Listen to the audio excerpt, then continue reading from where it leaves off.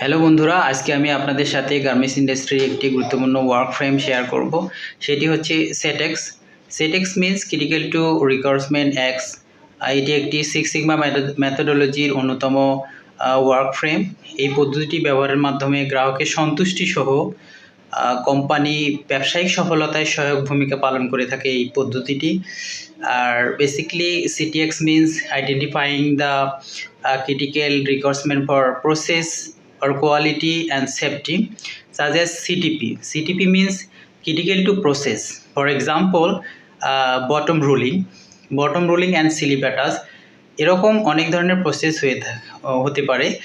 এই প্রসেসগুলো আমরা আগে থেকে শনাক্তকরণ করে থাকি এবং ওই প্রসেসগুলোতে আমরা বিশেষ নজরদারিতে রাখি, যাতে প্রসেসগুলো আগেভাগেই আমরা কিভাবে উন্নয়ন করব সে বিষয়ে আমরা সতর্ক থাকতে পারি।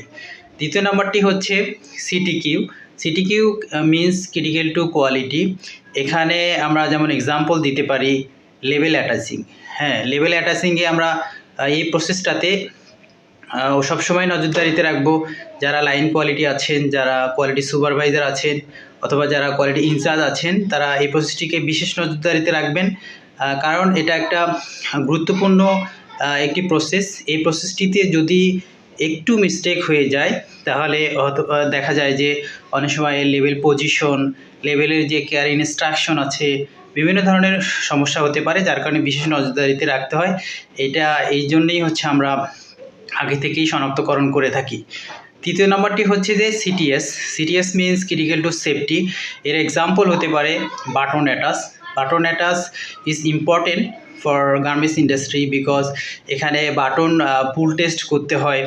এই টেস্ট যদি ফেল হয়ে যায়, বাইরের রিকোয়ারমেন্ট যদি ফেল করে, তাহলে এটা একটা মারাত্মক ধরনের ইস্যু হতে পারে। সো আগে থেকেই বাটন পুল টেস্টগুলো আমরা করে নেওয়ার ফলে আমরা এটা বিশেষ নজরদারির মাধ্যমেই এটা যাতে বাটন পুল টেস্টটা পাস করে, সেক্ষেত্রে আমরা গুরুত্বপূর্ণ ভূমিকা পালন করতে পারবো এই সেটেক্স পদ্ধতির মাধ্যমে। সো এই ছিল আজকের একটা গার্মেন্টস ইন্ডাস্ট্রির অন্যতম একটা ওয়ার্ক ফ্রেম, যেটা নিয়ে আমি আলোচনা করলাম। এটা মোস্ট ইম্পর্টেন্ট আমাদের জন্য, যারা গার্মেন্টস ইন্ডাস্ট্রিতে আমরা জব করে থাকি। সো সবাইকে অসংখ্য ধন্যবাদ ভিডিওটি দেখার জন্য।